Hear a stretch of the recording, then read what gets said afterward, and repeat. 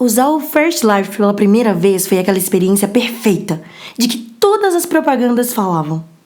Eu posso explicar ou tentar explicar da melhor forma possível, que eu tenho certeza que mesmo assim ainda vai faltar alguma coisa. É uma experiência própria que eu não teria como transmitir com as minhas palavras. Eu lembro que no primeiro dia eu andei pela Broadway. Infelizmente eu não consegui assistir os espetáculos inteiros. Eu até ouvi dizer que eles foram ali processados por isso. E com razão, eles não pagavam nada aos artistas nem os criadores das obras. De qualquer forma, eu consegui assistir os trechos, as versões mais resumidas que conseguiam passar um pouquinho daquela magia. Eu visitei Barcelona também, para poder ver as igrejas de Gaudí e os museus. Ah, os museus. No começo eu fui em museus que existiam.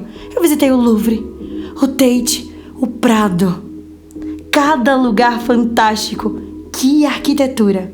Aquelas obras todas maravilhosas. E o mais incrível de tudo é que, dentro do First Life, eu podia tocar no que eu quisesse. Eu podia segurar na mão as obras e procurar cada detalhe de pertinho. Eu confesso que um dia, só pela sensação, eu rasguei a pontinha de um quadro famoso, mas eu não vou dizer o nome. Eu senti que aquilo era um sacrilégio tão grande que o próprio programa leu em mim esse arrependimento e reconstruiu o papel rasgado na hora. Mas claro, eu não demorei a me sentir sozinha ali. De início, eu fui levada por esse entusiasmo que era estar ali, quando eu quisesse, ter acesso a tudo, e nem pensava em outra coisa. Mas ter esse tipo de interesse muitas vezes significava eu estar um pouco solitária. Ninguém próximo a mim ia querer passar comigo as horas que eu gostaria de ficar dentro de um museu. Ou então ter interesse em assistir musicais num outro idioma. E eu sabia disso. Mas eu queria tanto compartilhar, sabe? Se eu pudesse, eu abriria a cabeça das pessoas e enfiava esses interesses lá dentro. E eu acho que seria um bem, porque elas estão perdendo muito. Mas eu admito também, seria por mim mesma, para ter com quem dividir, com quem conversar. E além de tudo isso, na época, eu tinha acabado de chegar na cidade.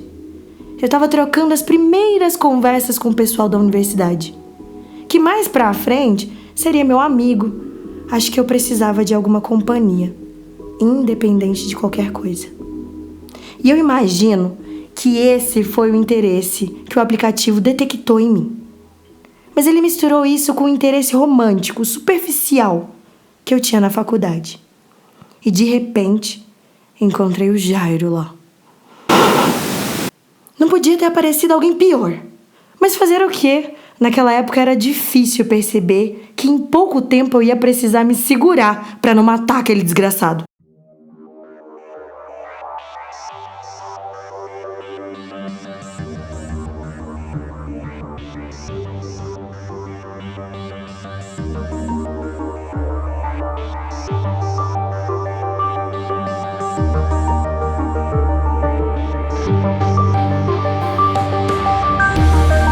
First Life, guiado por Bruno Nogueira.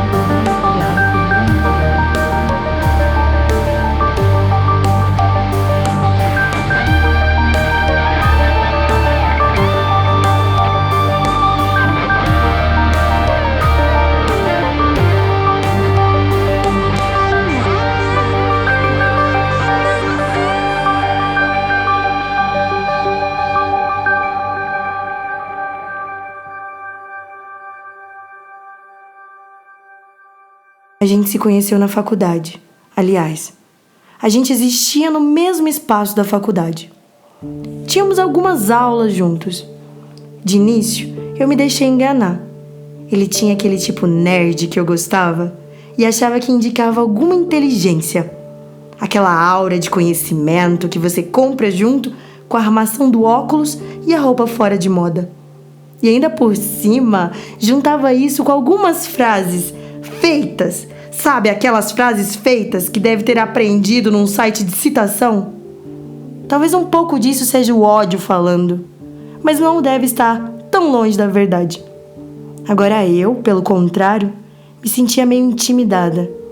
Eu tinha me mudado para a cidade fazia pouco tempo, como eu disse. Não conhecia ninguém e a própria universidade era meio excludente. Eu acabava me deixando impressionar. Acho que idealizava aquelas pessoas, sabe? E imaginava que o povo ali, naquele lugar, fosse mais inteligente. Especialmente ele, com aquele jeito. Eu acho que talvez com um mecanismo de defesa meu, eu tentava ver um lado bom. Isso porque as minhas impressões negativas eram só impressões. E de repente aquela bosta apareceu ali do meu lado. Dentro do Louvre. E ainda por cima fazendo comentários maravilhosos, porque, óbvio, não era o Jairo real. Era o Jairo que o First Life encontrou nos meus desejos. A minha versão ideal. Eu ainda não sabia quem ele era. Então eu gostei de ver ele ali.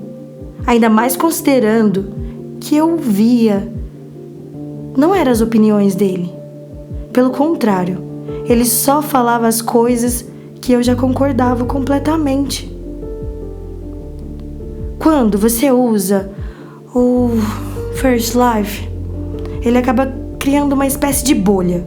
Eu acho que essa é a palavra. E dentro dela, você só tem contato com as suas próprias opiniões, só que disfarçadas. Como se você estivesse ouvindo a opinião de outras pessoas. Eu não sou tão narcisista, mas eu admito que quando ele falava minhas próprias opiniões de volta pra mim, eu achava ele um gênio. E uma ficção realista, feito First Life, ele acaba tendo efeito sobre você, sabe? De repente você começa a sentir uma conexão com aquela pessoa. Eu sabia que ele não passava de umas linhas de código que um software convertia em sinais eletrônicos. Eu sabia que eram esses sinais que provocavam a imagem que eu via. O cheiro agradável que eu sentia, até o toque das mãos dele no meu corpo. Mas o meu cérebro entendia aqueles toques como coisa real, visceral. E é difícil questionar uma sensação intensa enquanto ela acontece. E aos pouquinhos, sem querer, eu fui deixando essa mentira acontecer comigo. Deixando essa versão ideal dele ocupar o espaço. Todo o espaço. E como eu não sabia quem ele era na vida real, eu começava a atribuir a ele, na vida real, as características do Jairo perfeito com quem eu me relacionava no mundo virtual. Eu não comecei a acreditar que aquela ficção era mesmo ele. Não chega a esse ponto. Mas comecei a pensar que devia ter ao menos algo em comum. Que talvez... Por que não, sabe? Podia sim ser parecido. Eu queria tanto acreditar que de repente, na universidade, eu estava olhando para o Jairo original com carinho. E quando eu percebia que estava fazendo isso, eu me assustava. Tentava disfarçar. Um dia eu quase me aproximei e cumprimentei com um beijo esse cara que no fim das contas era um completo desconhecido. E eu nem parei para pensar quando ele apareceu na propaganda que um candidato a reitor da universidade postou no YouTube, segurando um copo de leite. Eu só percebi que era simbólico mais pra frente, quando entendi melhor quem ele era e quem eram aquelas pessoas com quem ele andava.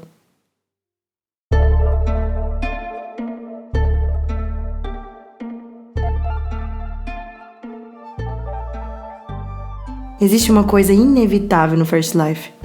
O mundo virtual começa a mudar a maneira como você vê o mundo real, certo?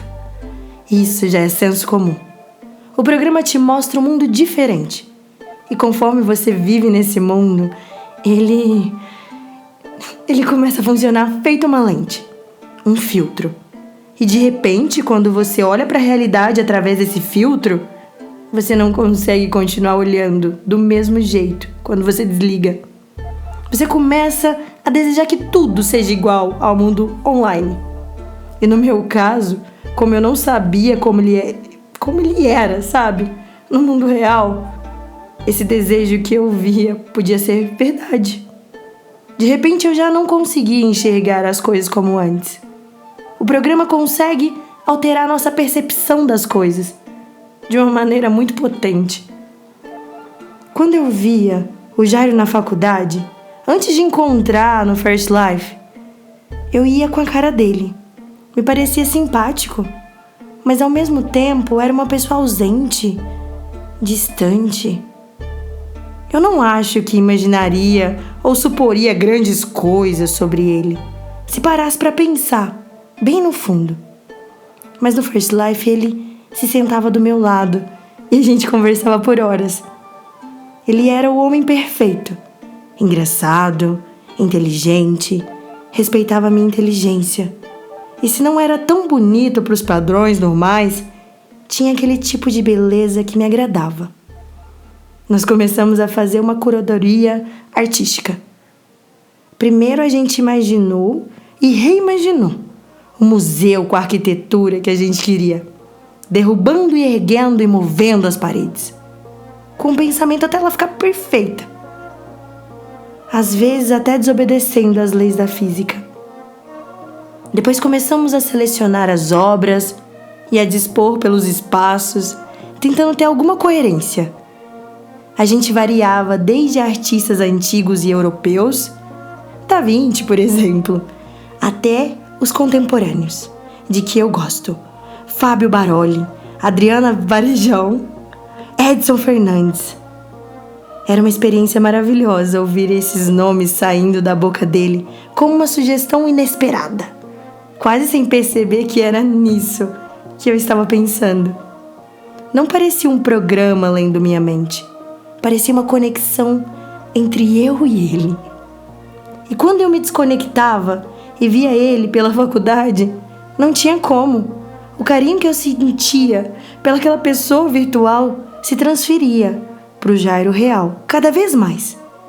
Mesmo que meu lado racional tentasse me convencer da verdade de que eu não sabia quem ele era.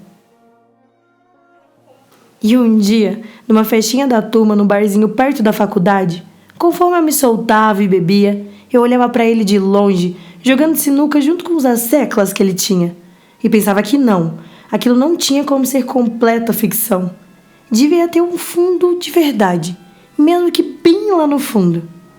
Ele devia ser pelo menos um pouquinho parecido com o que eu sempre imaginei. A gente devia sim conseguir se entender na vida real. Era só tentar. Ele ia gostar de mim. Eu estava acompanhado dos meus amigos que eu tinha feito na minha turma. E uma amiga em particular sabia de toda essa história. Tentava me convencer de que eu não devia levar tudo isso tão a sério. Mas você sabe, eu não gostava do Jairo por um motivo racional. Então, não seria um motivo racional que me faria mudar de ideia. Ela percebeu quando eu fui andando, chegando cada vez mais perto da mesa de sinuca, como quem não quer nada. Mas só abanou a cabeça e me olhou com aquela cara de: não acredito que você está fazendo isso. E realmente, eu não sei explicar o porquê de eu agir daquela forma. Acho que eu estava tonta demais e acabei sendo tomada por esse meio de ternura, por essa vontade de transformar aquela pessoa virtual perfeita em alguém real. E quando cheguei perto, o suficiente, eu tentei dar um beijo nele. E o desgraçado, depois de me empurrar, me ofendeu com uma expressão racista. Eu me recuso a repetir, mas foi pesada. Juro que eu fiquei sóbria no ato. Eu tinha me apoiado na mesa quando ele me empurrou. E a minha mão encontrou uma das bolas de sinuca. Eu peguei aquela bola, segurei aquilo com tanta força que a minha mão ela ainda estava doendo no dia seguinte. Mas eu me segurei. Eu não arrebentei o crânio racista daquele merda. Eu não preciso dizer que o Jairo nunca mais apareceu no First Life. Eu até preferi que ele não aparecesse por medo do que eu ia fazer com ele. O efeito principal, na verdade, foi que eu perdi um pouco do interesse pelo programa. Os acontecimentos envolvendo o Jairo me alertaram para o quanto a gente é vulnerável. O quanto é fácil acreditar numa versão virtual e falsa das pessoas. A gente aceita aquilo que gostaria que fosse verdade. e ver um lado da pessoa que não é real. Nossa mente forma uma ilusão e depois se recusa a aceitar que aquela não seja a verdade, mesmo com milhões de sinais à nossa frente. Na época, eu denunciei o Jairo. A família dele tem influência demais. Então, não ia ter uma punição. Não ia ter nada daquilo que ele merecesse, de fato. Mas conseguimos fazer uma pressão nas redes sociais. E pelo menos por algumas consequências, ele teve que passar. Até hoje corre por aí com aqueles amiguinhos neonazi que um dia eu quero derrubar. Eu sei que a ideia é que em algum momento dessa gravação eu fale se eu recomendo ou não o uso desse programa do First Life. Então, sou obrigada a dizer que não. Não recomendo.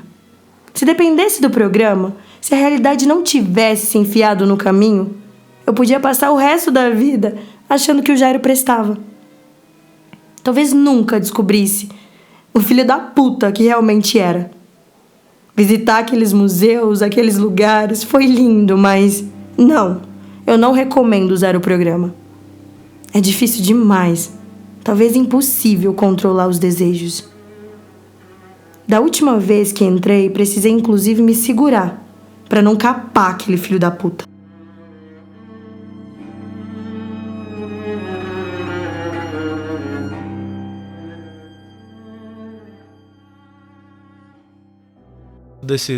Espero que vocês tenham gostado desse quarto episódio do First Life, que contou com a participação da Camila Manuela como atriz principal, uma atriz e modelo fantástica. Vou colocar um link dela aqui embaixo. Esse episódio, eu acho que, ele é um dos meus preferidos pessoalmente do First Life, se não meu preferido. Só que eu acho que às vezes ele é um pouquinho difícil da pessoa chegar no grand finale, né, no plot twist que ele tem. Camila também me ajudou um pouco a trazer a perspectiva dela, assim, no sentido que ela leu o roteiro. Eu pedi pra ela me dizer se ela achava que o roteiro realmente era válido, a maneira como eu tava tratando o tema, e ela apoiou super, gostou do roteiro e tudo mais. Algumas curiosidades sobre esse episódio são, assim, a primeira que o Edu Caldeira, né, que é o responsável pela vinheta que toca em todos os episódios, quebrou um galho enorme, me socorreu, porque o meu microfone não estava funcionando no dia de modo algum, e eu precisei dele, assim, em caráter de urgência, e ele apareceu lá, ajudou demais, quebrou um galhão. A ideia do episódio, né, essa ideia de uma relação que começa na realidade virtual e na vida real você descobre que a pessoa não é, né, ela é claramente metafórica, né, ela funciona muito bem pra gente pensar a maneira como a internet mexe com a gente hoje em dia. E o nome Jairo não é à toa, né? Ele é um nome escolhido a dedo porque é parecido com o nome de um certo ex-presidente aí, que ainda não era ex quando o episódio foi gravado. Eu acho que essa ideia de que a gente vê as coisas de uma determinada maneira online, e isso meio que cega a gente pro que realmente está acontecendo na vida real, e quando essa descoberta vem, ela pode ser um choque, uma pancada, ela é muito forte hoje em dia, muito real. E nesse caso em particular eu acho que ela é bem forte, né, por se tratar da experiência de uma mulher negra que, né, sofre esse choque de uma maneira muito intensa. E não é à toa que eu precisei recorrer a alguém para fazer uma leitura e ter certeza que eu não estava sendo insensível com algum tópico e tal, né. Se você sentir que de alguma maneira eu falhei nisso, aceito comentários aqui embaixo, sem dúvida, né? O que puder vir de comentário construtivo para me ajudar a melhorar sempre é bom. Além disso, aqui vão aparecer os nomes dos apoiadores do First Life. E é impressionante. A Nina não quer que eu ganhe dinheiro. E se você puder apoiar, seria de grande ajuda. Não só para o First Life, mas para todos os meus trabalhos criativos. Pro livro que eu tenho, Síndrome do Impostor, vai estar aqui embaixo. Puder comprar ele também é interessante. Ele tem o conto integral Síndrome do Impostor, né? E na página da Aurelo você consegue acessar o conto, né? Não totalmente, porque as notas de rodapé não tem formatação muito boa para entrar no site, mas tem boa parte dele lá. Você também vai conseguir encontrar lá outros textos meus que às vezes não são relacionados ao First Life. E tudo que eu faço eu posto lá para quem acompanha conseguir ler, conseguir acessar. Então, é isso. Um beijo a todos e vejo vocês no próximo episódio.